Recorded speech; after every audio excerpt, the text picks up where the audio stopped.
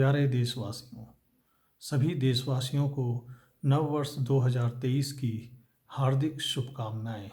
नव वर्ष 2023 इस धरती पर एक ऐतिहासिक वर्ष होगा जब इस धरती पर युग परिवर्तन की नींव रखने की शुरुआत की जाएगी और इस नींव को रखने की शुरुआत भारतवर्ष से होगी, जो धीरे धीरे आगे चलकर पूरे विश्व में फैलेगी।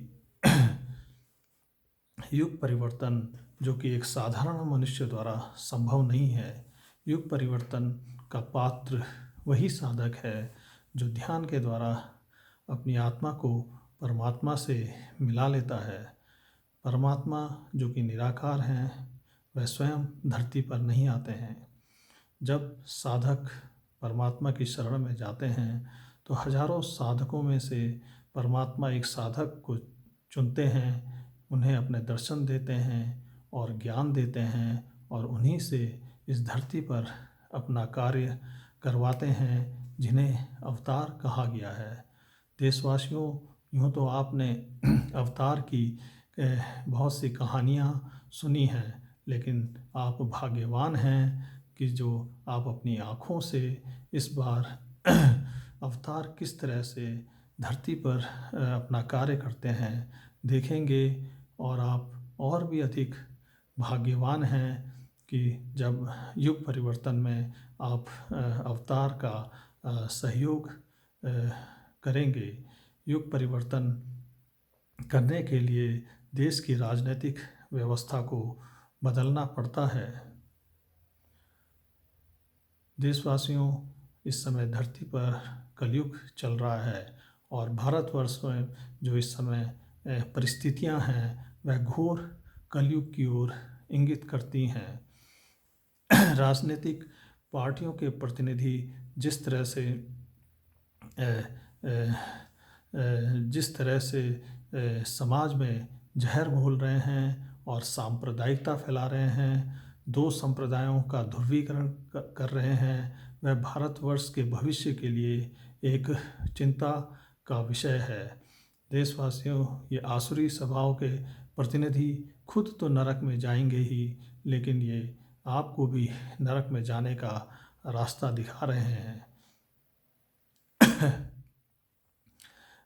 जब साध्वी नारी ही समाज में जहर घोलने लगे तो समझ लीजिए यह घोर कलयुग की अंतिम पराकाष्ठा है।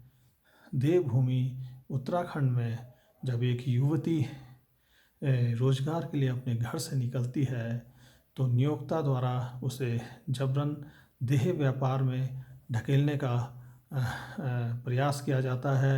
युवती देह व्यापार में जाने से मना करती है तो उसकी हत्या कर दी जाती है। यह भी एक घोर कलयुग का उदाहरण है। भ्रष्टाचार भी घोर कलयुग का उदाहरण है। इस देश के क्षत्रपो जागो, अपने क्षत्रिय धर्म को जगाओ, राष्ट्र के कल्याण के लिए मेरे साथ खड़े हो।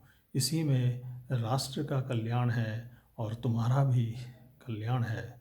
देशवासियों, मैंने सतोपंथ की गुफा में ध्यान के द्वारा गीता की सत्यता को सत्य सिद्ध किया है और मुझे अब केवल एक श्लोक सत्य सिद्ध करना है और वह श्लोक है, यदा यदा हि धर्मस्य ग्लानिर्भवति भारत अभ्युत्थानं धर्मस्य तदात्मानं सृजाम्यहं परित्राणाय साधूनां विनाशाय दुष्कृतां धर्म संस्थापनार्थाय संभवामि युगे युगे।